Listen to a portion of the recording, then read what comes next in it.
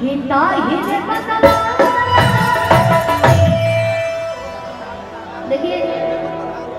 गोलू भैया के तबला के जवाब नहीं थे, लेकिन बेंजू के जवाब नहीं थे।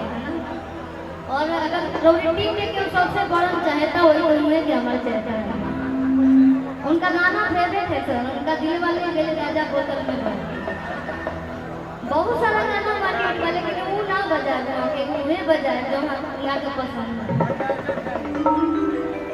बाकी क्या करें चाची लोग ठीक बानी ना,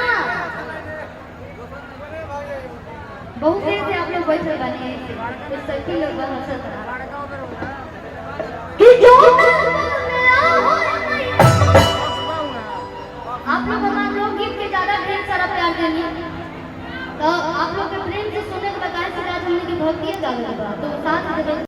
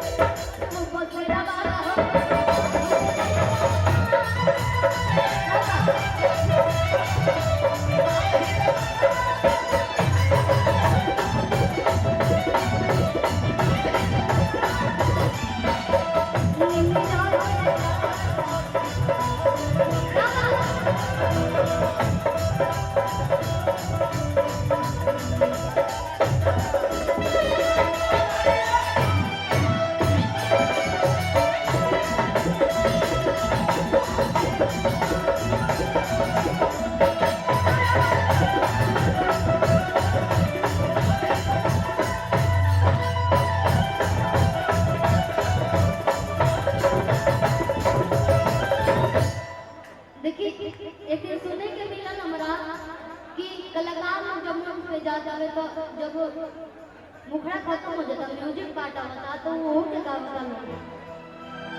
गावता लोग तो ऐसे टैलेंटेड के म्यूजिशियन बाकी नहीं क्योंकि ना समझ में आया है ना। तो हम हमारा दिमाग में पैक हो गए बाकी हम ना गाए क्योंकि क्रेडिट तो आपको भी चाहिए। आप परिवार हैं तो कोई कलाकार मतलब म्यूजिक पहले होला उसके बाद से कलाकार और पहले सबसे क्रेडिट तो मैं साउंड वाले भैया करने दिए। क्या बात है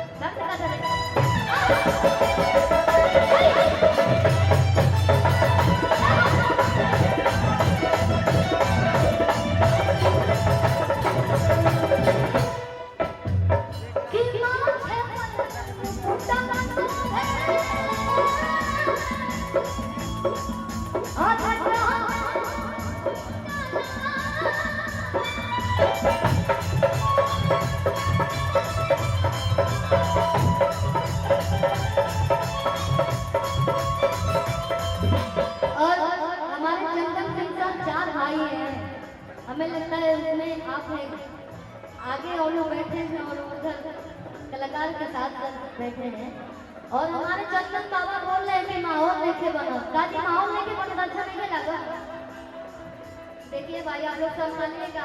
हेलो आप खुश रहेंगे तो मुझे भी मन लगेगा। ए शिल्पी जी ये हम ना कहनी है ये घर के मुखिया आदरणीय बड़े भैया चंदन सिंह जी कहनी है कि जब शिल्पी जब होखस मंच पे आलोक के नीचे से